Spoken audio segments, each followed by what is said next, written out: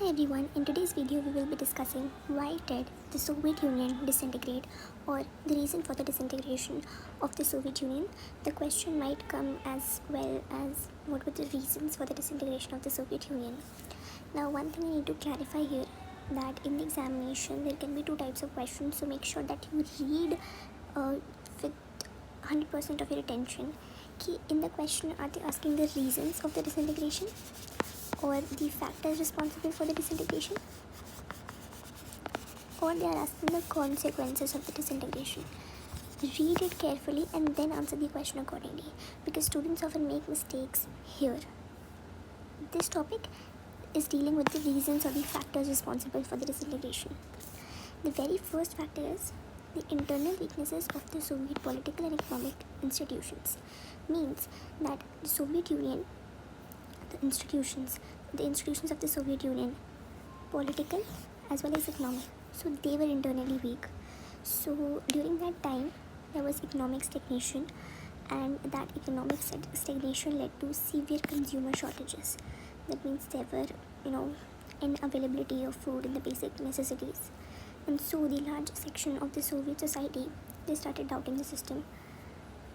Question is that why did this Soviet system, it became so weak, and why did the economy stagnate?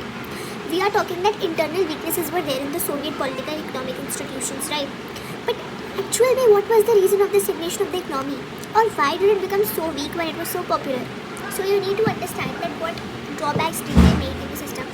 Firstly, that the Soviet economy, the resources, the economy and the resources, so they used much of the resources, almost 90% of the resources, to maintain a nuclear and military arsenal, to keep pace with the US technology and advancement there, to match up with the US. So what they did, all the capital and all the resources which they had, 90% of them, they used in it to maintain the nuclear and military arsenal. The second thing that they did is the development of its satellite states in the Eastern Europe and within the Soviet system, which is the Central Asian republics. So they wanted to develop their countries which were following their ideology. So development of its satellite states. Now these are the two major points of the stagnation of the economy, which was that they used to maintain a nuclear and military arsenal. Second is the development of its satellite states in Eastern Europe and within the Soviet system. Now nuclear, you know how expensive and all of these things are. So because of this nuclear weapons and military arsenals and the development of the states, so there was not just one state, there were so many states, right? So that led to a huge economic burden here to the Soviet system, to the Soviet economy. This is just one reason. The second is that the ordinary citizens which were there, they became aware, they became more knowledgeable about the advancements, about the economic advancements that were taking in the West. The people who were following the ideology of capitalism. So they knew, they could see the disparity, they could see the differences between their system and the systems of the West. So this reality of backwardness, it came as a political and psychological shock. This is one main particular reason for the disintegration of the Soviet Union. So the first reason, mainly we're talking about economic stagnation. See, in your class as well, if you are not in your class, maybe in your relatives as well, you know how they are, taking advancement. Maybe the daughter is going to study abroad and something like that, and you also want to go.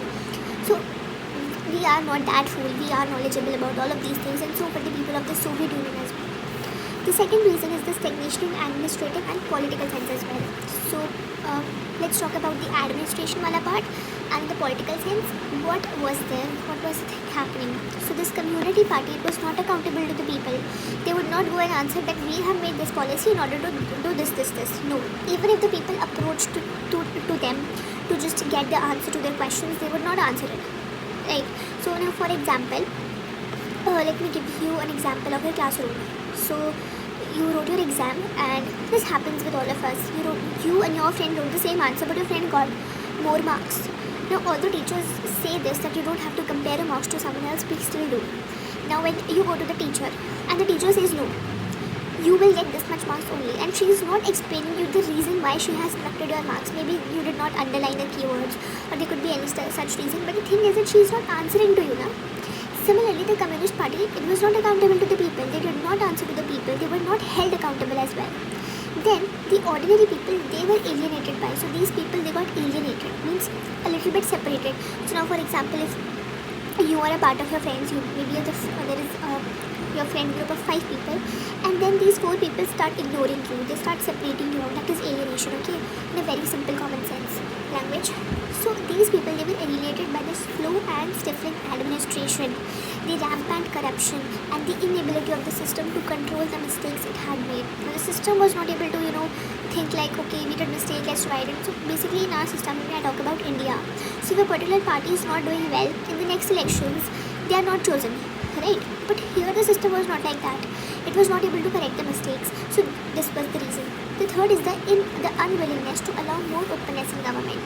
So the government, basically what happened here, that we're talking about openness in government, it should be more transparent. That was not there, and they did not want to bring the changes as well. This is the thing. The centralization of authority in a vast land means, you see, the European Union, it is so big, but the authority, the power making, the decision making, all these power lie in just one area, is centralized in just one part, Russia, right? So there was this centralization of authority in a vast land, and then the party bureaucrats gained more privileges than ordinary citizens. That means that these bureaucrats who were working for the party, they used to get so much privileges than the ordinary citizens who should get the benefits of the social welfare. They were not getting so. People did not identify with the system and with the rulers, and the government increasingly lost popular backing. This means that the people, okay, they did not identify with the system, they could not relate with the system. Now, we as Indian citizens, we accept that yes, this is our country, this is our constitution, but here in this case, they were not able to do so. There was no sense of belonging with them, okay. So this was one part of this point. This is one part of this point. Now these, so Gorbachev, he wanted to make reforms. Mikhail Gorbachev, who was the General Secretary of the Communist Party of Soviet Union in 1985, he wanted to reform the system. He wanted to reform the system to keep USSR abreast of the information and the technological revolutions taking place in the West, happening in the West. So he promised to deal with the social and the economic problems. But the question is that, ma'am, if they are doing, if they wanted to, he actually wanted to do something good, it could have improved. Rather, the Soviet Union collapsed. Right. So, accurate diagnosis, attempt to implement the reforms, maybe there was some problem in this case, but the answer here lies controversial. Let's understand the reforms which were introduced by Gorbachev. Now, whatever reforms which were introduced by Gorbachev, the society got divided into 2 sections. Okay, the society was divided into 2 sections. One lied the people who were like, you should have made the reforms much faster, and you are doing it too slowly. So they were disappointed and they were very impatient with these methods. So basically the thing was that they did not benefit the way they hoped, or they benefited too slowly. At the other point, there were people, or there were members of the Communist Party, and those who were served by the system, they wanted that their power and their privileges through these reforms were eroding. So they thought that they believed that this system, this reforms, it's moving too quickly. So some believed that it's going too slow and they were so impatient. At the other hand, they believed that no, their power and privileges were eroding, so it's moving too quickly. So you see the differences, and this led to a situation of tug of war. Right, there's a situation of tug of war, pulling each other, ये बहुत तेज है, ये बहुत धीरे है. So because of the tug of war, this Mikhail Gorbachev, he lost support on all the sides, and there were divided public opinion कि एक बोल रहे बहुत जल्दी तुमने काम किया, एक बोल रहे तुमने बहुत धीरे काम किया, बहुत धीरे काम किया, बहुत जल्दी काम किया. Second is the disillusionment. So even the people who were at his side, who were with him, they got disillusioned because they felt that he did not adequately defend his own policies. Now the third point is which actually aggravated the situation was the nationalist aspirations. Now at that particular time, there was the rise of nationalism, right? People felt a sense of belonging with their own ethnicity, and then there was also a desire for sovereignty, that they rule themselves within the various republics, including Russia, the Baltic republics.